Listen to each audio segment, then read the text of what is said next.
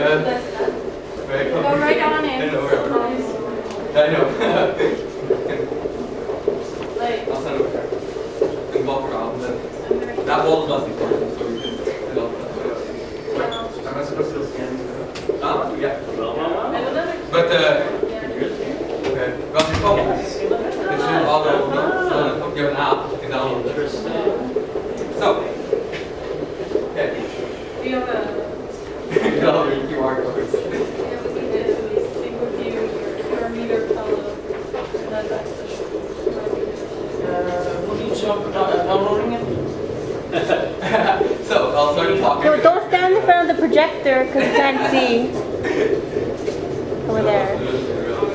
So our project is called Interactive Signaling, and we wanted to do kind of analog to pollution awareness.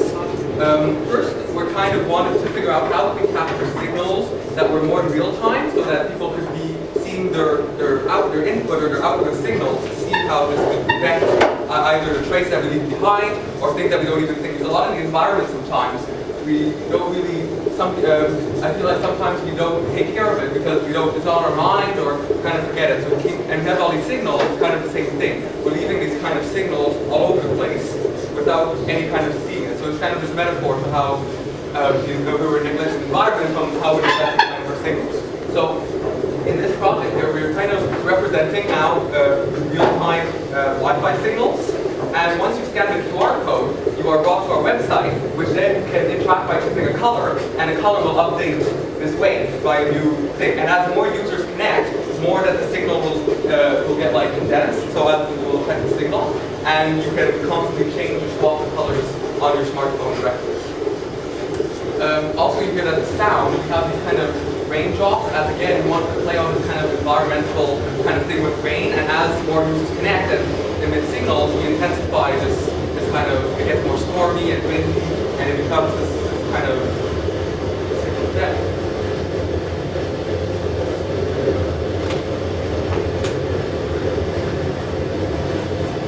So, I don't know, like, is this screen just a screen? You know what I mean? Like, you're just projecting the... That's all I think of how it I'm works. just wondering, because I feel like we don't need the welcome to interact. It's a silly thing, not a silly thing, but just aesthetic thing. Yeah. It'd be nice not to see that after welcome to interact with signal these Yeah, colors. that's why we're looking at this one. Like, that's also how we got it. It's because this one is... Oh, okay. You see, this makes more sense Yeah, now, then? Yeah. Yeah, that's If why. we already have it here, it's like, yeah, don't need to see No, both. it's just that this one is Got it. that's why we wanted to have Yeah. the projector. So on this one, you can see just the actual thing. Which I think is more effective. Yeah, that's what we heard. More, Yeah. please. Yeah, so we'll explain a little bit of how it's going on in the back. So we're running this program that reads these signals from data and Wi-Fi, and then using Python, we're then reading these files as a called PCA file, which then gets that then gets translated using a software called T#, which makes it more readable. So it makes it in a text file, which then we can look at some data.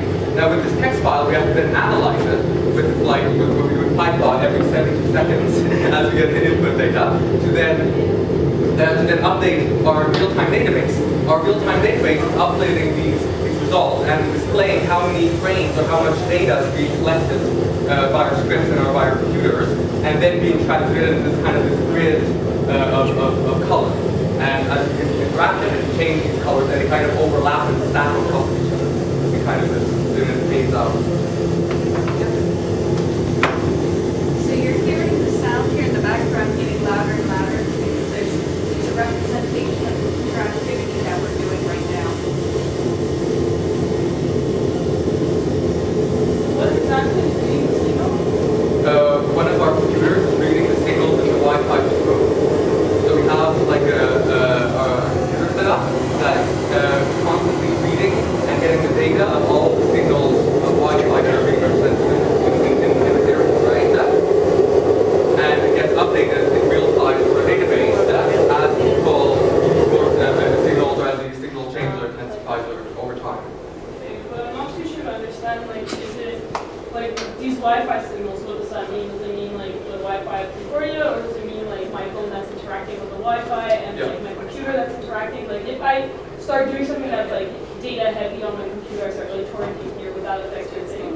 Yeah, we would pick it up, and then that would affect how many packets or any kind of frames that we see per second. So it should and then increase the visuals. You see the bar graph would then increment like bigger, so then you get a bigger signal, and it would shrink over less. The thing is, we were using also what is called a software-defined radio, but the problem with that is that we spent weeks on trying to get the software to work, but we had lots of problems trying to set it up so that we couldn't get a really like closely linked to it. It's not like you approach something with your Wi-Fi signal, right? You can't just like have a beacon that you approach with your phone. That's what was our original plan, which having like this more like closely interaction. And then as that didn't work, we had to figure out another way of how to connect these kind of interacting and like emitting these files or like signals. So yes, the signals would get bigger if you would intensely use. And like if someone's using another Wi-Fi, or like maybe the WAN network, does that also affect, or is it just only the Wi-Fi? Well, we only What's chose one stream. There Yeah, are one many stream. streams of Wi-Fi that we could have selected from Wireshark here, and we only picked the Wi-Fi one. We could have picked Bluetooth and all sorts of other stuff, Yeah. but the only one that's available here under Concordia security seems to be the Wi-Fi. No, but is it Concordia Wi-Fi like you're looking at, or are you Yeah. looking at other potential Wi-Fi signals? We don't know. Like if I started a router here, would that affect it?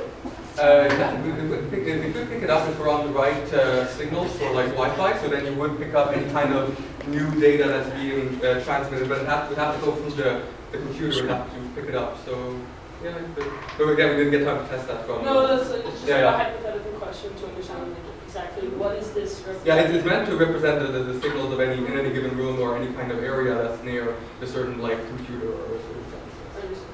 So in regards to climate, we're talking about pollution, and this is classified as a pollution. So we're trying to make visible some of these signals that are happening, but you don't see them. So we're using, And yeah, and then also like just maybe more the metaphors. yeah.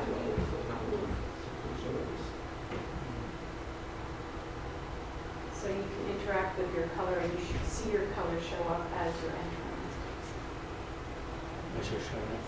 And you can change it as many times as you want. So I'll select like a acid greeny yellow, and it should show up going from left to right.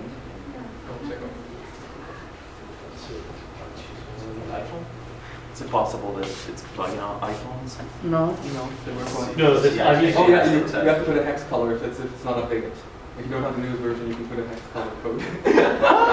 So like hashtag Know your hex, girl.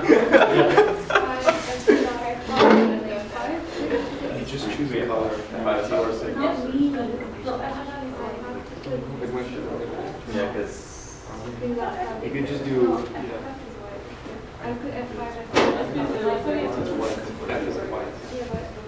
No, just do like D. Just do D5, D5, 60. I have no idea. So yeah, so if I want to show you examples, so like for the users, so now I can see that 15 users are connected to this room. Yeah. So just to show you visually, if only 2 or 3 were connected, it would look more like this, right?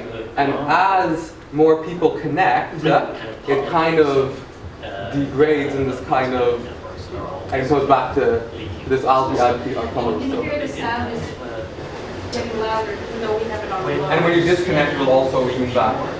Capture like your username and your phone and all that stuff. Yeah. So there was a bunch of other emails you were looking at one point.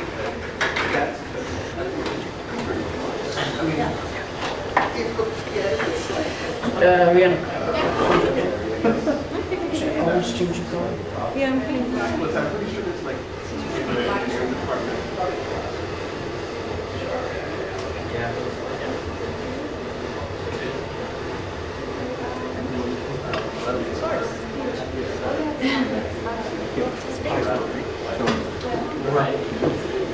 I'm trying to see that. Right. Oh, I see.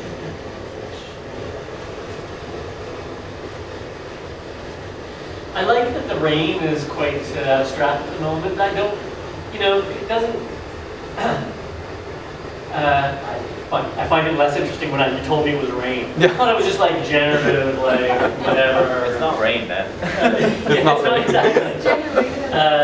Just kind of signal modulation, Yeah, whatever. but the fact that that happened is kind of a good thing, I think. So we were going off range just as like it was more like a starting off point. We were like, what kind of sound? And then that just transformed and looped and it became this generative thing. So we're kind of happy that it did that. And bringing it back to the climate concept. Yes, okay. Oh, well, that's true. There's that kind of relation. Although, But it's very metaphoric, like, right? It's not. yeah. Yeah. So, just generally, of course, I mean, it's kind of like a live painting or something that you're using these kinds of this real-time data that, as you say, has some kind of, well, certainly has some very real impact on the climate crisis in terms of whatever data centers and just all of it, the technology that we're using to generate this kind of content or access content and the kind of critical and technological infrastructure that allows this to happen is all very resource intensive, that's for sure. And so visualizing this kind of activity that is, let's face it, for all of us, just invisible. All we see is just this that's appearing on our screen. None of the back end occurs to us because we're kind of conscious of this. Like the rest of the world is not thinking about the data center in Laval. It's